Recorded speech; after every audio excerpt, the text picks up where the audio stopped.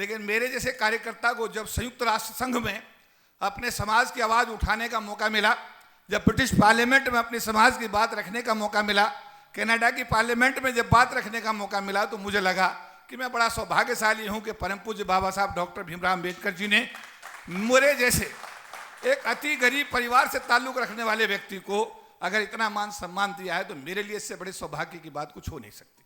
और उन्होंने ठीक करके दिखाया, और संविधान में 3 संशोधन करने के साथ साथ जो जहां बाबा साहब का अंतिम सांस हुआ था 26 अलीपुर रोड, उसको भी राष्ट्रीय स्मारक उन्होंने बनाया। आज सिचुएशन ये नहीं है जी। मकवाना साहब आयोग के चेयरमैन 1.25 साल हो गया है। जिस दिन ज्वाइन किया था मैंने इनसे कहा था, भाई साहब हरे पेन की इस्तेमाल करने का 3 साल का आपके पास मौका है। हरा पेन है ना, उस पर आयोग का चेयरमैन, आयोग के लोग ही उस पेन का इस्तेमाल कर सकते हैं। हरे पेन का एक अथॉरिटी है, किसी को भी बुला सकते हैं, किसी को भी समन कर सकते हैं, किसी भी एट्रोसिटी पर ऑर्डर पास कर सकते हैं, और अगर वो रिकमेंडेशन नहीं मानेगा तो उसको जवाब देना पड़ेगा कि रिकमेंडेशन क्यों नहीं मान रहा है। तो मैं कहता हूं किशोर मकवाना साहब बड़े सौभाग्यशाली हैं कि बाबा साहब अम्बेडकर के बनाए हुए संविधान में जो SC ST आयोग की उन्होंने गठन करने का वहां पर जो उन्होंने व्यवस्था की, उस व्यवस्था में आज किशोर मकवाना साहब उस SC आयोग के चेयरमैन के रूप में हमारे अनुसूचित जाति समाज के प्रथम नागरिक के रूप में हम सबका जो है यहाँ पर मार्गदर्शन कर रहे हैं। सरकार को इसमें संविधान में संशोधन करना चाहिए। इस देश के गरीबों के पास में कोई व्यापार नहीं है, कोई काम धंधा नहीं है। इनको जो भी रोजी रोटी मिली है सिर्फ सरकार की नौकरी में आने की वजह से, चाहे चपरासी बना चाहे IAS बना, इसका जो भी डेवलपमेंट हुआ है वो सिर्फ सरकार की नौकरी में आने से हुआ है। अब अगर सरकार LIC का निजीकरण कर रही है, स्टेट बैंक का भी निजीकरण हो रहा है, रेल का भी निजीकरण हो रहा है, BSNL का भी हो रहा है। BSNL में भी पिछले दिनों 30-40 हजार लोगों ने BRS लिया। BSNL के लोग शायद बैठे हुए, हमारे राम साहब वहां जनरल सेक्रेटरी हैं। सभी जगह एक कहानी है, रिटायरमेंट थोक के भाव हो रहा है। आज की डेट में ये हॉल है ONGC का कार्यक्रम, इन्होंने पूरी दयानंद जी ने पूरी ताकत लगाई तब जाकर कितने लोग आए। ये हालत यहां नहीं है क्योंकि मैं सेक्रेटरी जनरल हूं फेडरेशन का, आज यहां हूं, कल SBI के कार्यक्रम में, परसों LIC के में हूं, अगले दिन HPCL के में, उसके बाद में रेलवे के में, पूरे देश में जाने का मुझे सौभाग्य मिलता है। संख्या बल की समस्या पूरे देश में आ गई है, तो लोग हैं नहीं। कल कास्ट सेंसस की घोषणा करती, जोरदार ताली बजाई इस बात के लिए भाई। ये किसी के हक में नहीं पर हमारे हक में। हमारी जब परसेंटेज निकल के आएगी तो हम कहेंगे हमारी इस परसेंटेज के हिसाब से हमें हक दीजिएगा। ये लॉन्ग पेंडिंग डिमांड थी ना, प्रधानमंत्री जी को क्या उन्होंने जो भी निर्णय लिया पर उन्होंने मान लिया, हम उनका धन्यवाद करते हैं। प्रधानमंत्री जी ने कई सारे काम अच्छे भी किए हैं, जैसे उन्होंने लंदन का घर परचेज किया, पहली सरकार कर सकती थी, नहीं किया, इन्होंने किया और उसको हॉस्टल बना दिया। वहाँ SC ST समाज के बच्चे लंदन में रह के उस घर में जिसमें बाबा साहब रहे थे उसमें बच्चे पढ़ रहे हैं।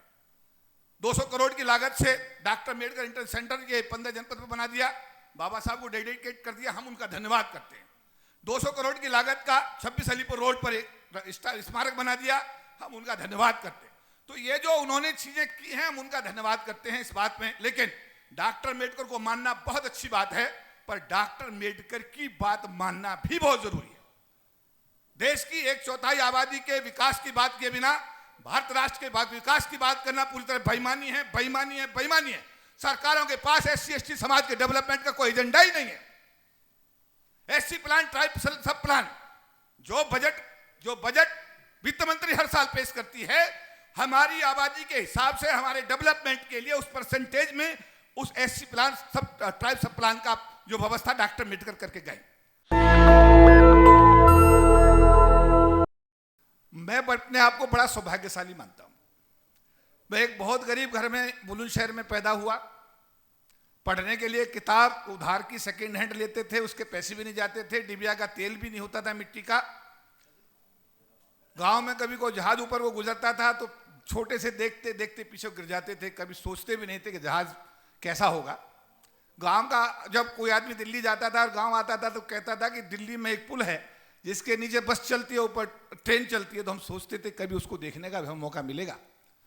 लेकिन मेरे जैसे कार्यकर्ता को जब संयुक्त राष्ट्र संघ में अपने समाज की आवाज़ उठाने का मौका मिला, जब ब्रिटिश पार्लियामेंट में अपने समाज की बात रखने का मौका मिला, कनाडा की पार्लियामेंट में जब बात रखने का मौका मिला, तो मुझे लगा कि मैं बड़ा सौभाग्यशाली हूं कि परम पूज्य बाबा साहब डॉक्टर भीमराव अम्बेडकर जी ने मेरे जैसे एक अति गरीब परिवार से ताल्लुक रखने वाले व्यक्ति को अगर इतना मान सम्मान दिया है तो मेरे लिए इससे बड़े सौभाग्य की बात कुछ हो नहीं सकती।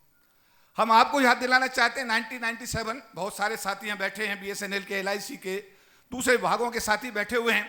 अगर आपको आंदोलन याद हो 97 का, जब सुप्रीम कोर्ट ने एक के बाद एक 5 आदेश जारी किए थे और एससी एसटी के रिजर्वेशन को समाप्त किया था, तत्कालीन चेयरमैन अनुसूचित जाति जनजाति आयोग के जो चेयरमैन थे हनुमंत थप्पा साहब, उनके आयोग के उनके चेयरमैन के चैम्बर में सारे विभागों के लोगों को बुलाया गया और उन्होंने कहा कि अगर आप 10,000 लोग इकट्ठा कर दो तो मैं ये सरकार ने जो आदेश सुप्रीम कोर्ट के आदेशों को आधार मानकर जो ऑर्डर इशू किए डीओपीटी ने, इनको वापस करा दूंगा।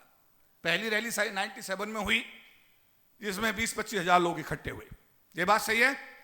दूसरी रैली 98 में हुई, उसमें संख्या बढ़कर दुगनी ढाई गुनी हो गई और तीसरी रैली जब हुई तो संख्या लाखों में हो गई। तत्कालीन प्रधानमंत्री अटल बिहारी वाजपेयी को भारत के संविधान में 3 संशोधन करने पड़े, 81, 82 और 85, तब जाकर के ये बाबा साहब अम्बेडकर के दिए आरक्षण को हम पूरे समाज के लोग इकट्ठे होकर बचाने में कामयाब रहे। क्या लोग क्लेम करते हैं मैंने किया है, क्या अकेला आदमी को लड़ सकता है, अकेला कुछ कर सकता है? हमारे समाज की जो सामाजिक स्थिति है, पिछले दिनों वैंकूवर कनाडा में मेरा एक इंटरव्यू हो रहा था कास्ट बेस्ड एट्रोसिटी पर, और अभी 25, 26 और 27 तारीख को एक इंटरनेशनल कॉन्फ्रेंस हो रही है कास्ट बेस्ड एट्रोसिटीज पर टोरंटो इसमें कनाडा में, उसमें मुझे भी जाने का सौभाग्य मिल रहा है। तो उस समय जब लाखों लोग आए सड़कों पर, सरकार पर दबाव हुआ, सरकार बैकफुट पे आई। अटल बिहारी वाजपेयी नो डाउट मुझे कहते हुए इस बात की बड़ी खुशी है कि बहुत अच्छे दिल के इंसान थे और बहुत अच्छे प्रधानमंत्री थे, और जब हम उनसे मिलने जाते थे रामनाथ कोविंद जी के साथ में, बोलते थे अपना दबाव बढ़ाओ, मैं 18 पार्टियों की सरकार चला रहा हूं, मैं चाहता हूं कि ये ठीक करूं, और उन्होंने ठीक करके दिखाया। और संविधान में 3 संशोधन करने के साथ साथ जो जहां बाबा साहब का अंतिम सांस हुआ था 26 अलीपुर रोड, उसको भी राष्ट्रीय स्मारक उन्होंने बनाया। आज सिचुएशन ये नहीं है जी। मकवाना साहब आयोग के चेयरमैन 1.25 साल हो गया है, जिस दिन ज्वाइन किया था मैंने इनसे कहा था भाई साहब हरे पेन की इस्तेमाल करने का 3 साल का आपके पास मौका है। हरा पेन है ना, उस पर आयोग का चेयरमैन, आयोग के लोग ही उस पेन का इस्तेमाल कर सकते हैं। हरे पेन का एक अथॉरिटी है, किसी को भी बुला सकते हैं, किसी को भी समन कर सकते हैं, किसी भी एट्रोसिटी पर ऑर्डर पास कर सकते हैं, और अगर वो रिकमेंडेशन नहीं मानेगा तो उसको जवाब देना पड़ेगा कि रिकमेंडेशन क्यों नहीं मान रहा है।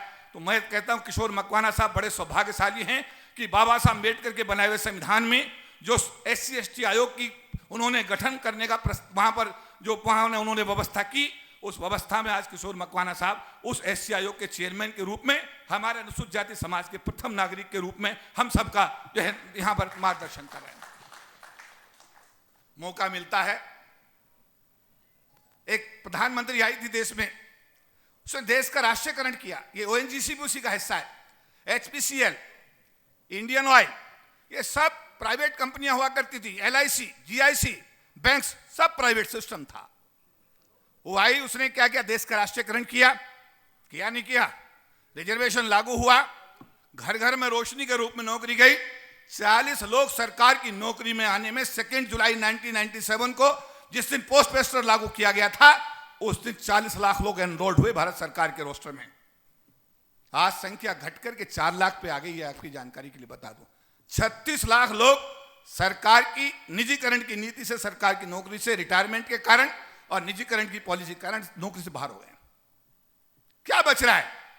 हम आज मकवाना साहब से भी कहना चाहते, सर आप एक रिकमेंडेशन तो भेजिए कि निजी क्षेत्र लाना सरकार की मजबूरी है, तो निजी क्षेत्र में आरक्षण की व्यवस्था करना भी सरकार की जिम्मेदारी में आता है।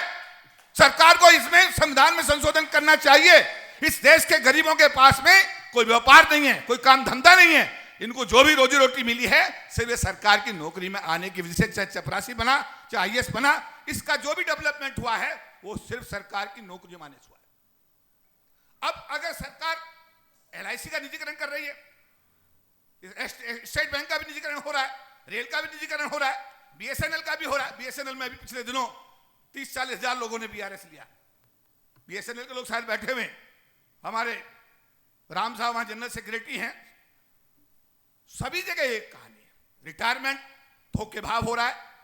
आज की डेट में ये हॉल है ONGC का कार्यक्रम, इन्होंने पूरी, दयानंद जी ने पूरी ताकत लगाई, तब जाकर कितने लोग आए।